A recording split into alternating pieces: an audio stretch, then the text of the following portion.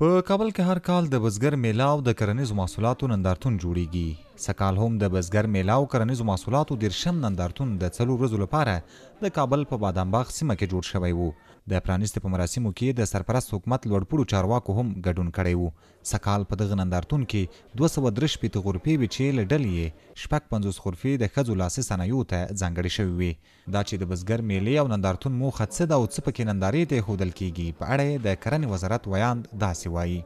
د بزګر میله او د کرنیزو محصولاتو 10 سرلنی نندارتون د کرنې ته بنسټیزه زمینه برابرول او د افغانستان د ځان بساینې زمینه برابرونکي تر شعار لاندې د کابل په بادام باغ کې په لار اچول کیږي. په دې نندارتون کې د کرنې بڼوالۍ او د مالدارۍ با کیفیته محصولات، پروسس شوي تولیدات، لاسي صنایع، کرنیز ماشینونه، افغاني خالص زعفران، طبي بوټي او نباتات، د اوبو لګولو تجهیزات، مسمر او غیر مسمر نیالګي، د برېښنا لمریز تولیدونکي دستګاوې، کرنیز فعالیتونه او یو شمېر کورني تولیدات نندارې ته وړاندې کیږي. جاوید احمدي چې د کرنیزو توکو په 10 نندارتون کې ګډون کړی وویل دا چې دا ډول نندارتونونه د دې لپاره ډیر مهم دي چې زموږ هیوادوال له خپل وطني تولیداتو او کرنیزو محصولاتو په اړه معلومات ترلاسه کړي. جای خوشحالی است برای که برگزاری دا ډیره د خوشحالۍ خبره ده چې دا ډول نندارتونونه جوړیږي او دا څو مهمې ګټې لري. لومړی خو دا چې زموږ د خلکو د پوهې کچه د خپلو وطني تولیداتو په اړه باندې زیاتیږي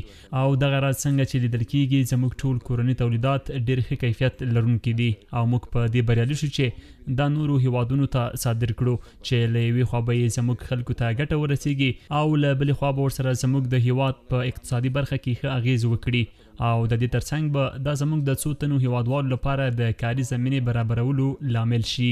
په دې نندارتون کې 56 غرفې د ښځو لاسي صنایعو ته ځانګړې شوې وې. نازنین چې د افغان میرمنو د لاسي صنایعو یو شمېر توکي یې نندارې ته وړاندې کړي وو خوښي څرګنده کړه.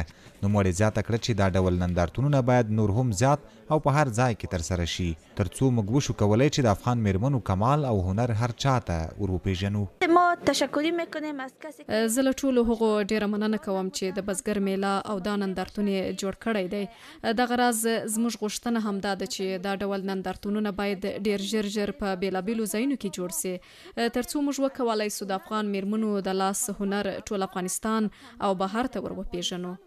د سرپرست حکومت پر اتک سره که څه هم په کور دننه د افغاني محصولاتو او لاسي صنایعو ډیر نندارتونونه جوړ شوي دي. په داسې حال کې چې یو شمېر افغان سوداګرو د لاسي صنایعو په برخه کې بوختو میرمنو په بار له هیواده بهر خپل محصولاتو ته د بازار موندنې غوښتنه کړې ده. عزت الله احمدزی، CGTN پښتو، کابل.